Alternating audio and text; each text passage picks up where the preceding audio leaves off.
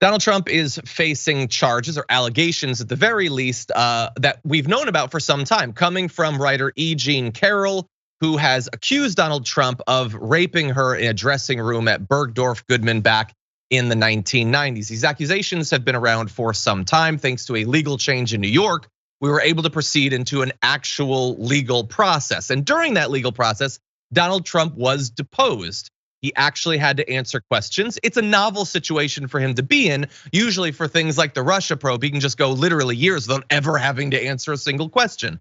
In this case, he did. And if you're wondering how that went for him, well, at one point he threw a hissy fit and told the lawyers questioning him that he was going to sue them. So probably not well, but as bad as that might look, it's not nearly as substantive, as dangerous to him going forward as one little slip up that maybe could make a difference. And it was this.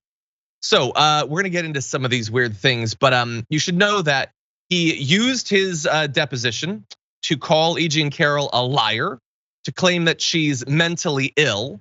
And as sick as both of those things are, that's not as bad as him claiming that she enjoys being raped.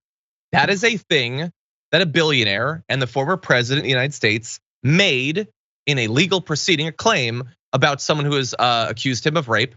So what he did was he took her comments, which came from a June 2019 interview with Anderson Cooper, in which she shied away from calling the event that she was describing a rape, because in her words, the word has so many sexual connotations and is a fantasy for many. She said, I think most people think of rape as being sexy, having to do with sex. She described it as a fight, as an attack, as an assault. So he took those words from this woman who he thinks is a liar and is mentally ill and he doesn't know, but he's familiar with years old interviews she did. And he said she actually indicated that she loved it, okay? In fact, I think she said it was sexy, didn't she? She said it was very sexy to be raped. That isn't what she said. We read her actual quotes. Bear in mind, he says this incident didn't happen, and yet he's describing it as a thing that did happen, but that she enjoyed. He doesn't mind calling it a rape, but she enjoys having been raped. The lawyer talking to him says, so sir, I just want to confirm, it's your testimony that E. Jean Carroll said that she loved being sexually assaulted by you? And he said, well, based on her interview with Anderson Cooper, I believe that's what took place. Oof. He says he doesn't know her and this event didn't happen, and yet he is now saying, I guess it happened, but she loved it. It's rape.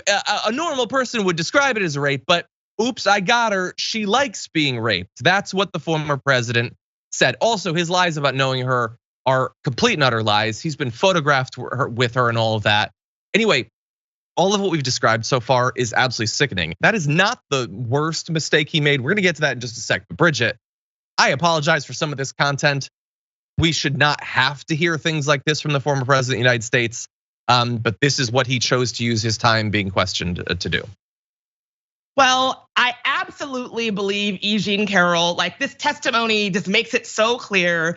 And I think it's just, like what Trump is doing is just a really familiar page from the playbook of how powerful abusers try to silence survivors and smear survivors. But the testimony that you just read just got worse and worse, claiming that she's mentally ill, saying that she's a liar, saying that it didn't happen, but if it did happen, she quote liked it.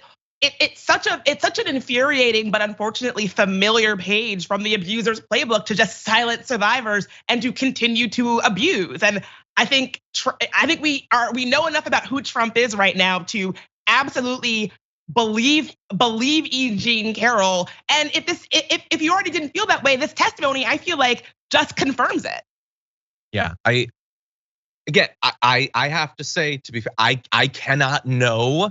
I can say that what she describes is very consistent with what he has described as his MO, to just attack women, to force himself on them because they'll love it, because he's rich and famous. If I wanted to be protected against accusations of doing that sort of thing, I probably wouldn't brag about it to people. But anyway, it's absolutely, it's disgusting. It's so disgusting. I didn't know her. I've never seen her. Also, it happened, but she loved it. That's his defense. Okay.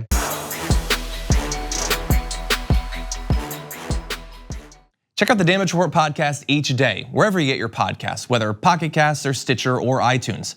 You can join me as I give you the news and stories you want, with a range of co-hosts and interview guests jumping in on the fun each day. Again, that's the Damage Report, wherever you get your podcasts. And if you get them at iTunes, don't forget to rate and review. Sometimes I'll read them live on the show.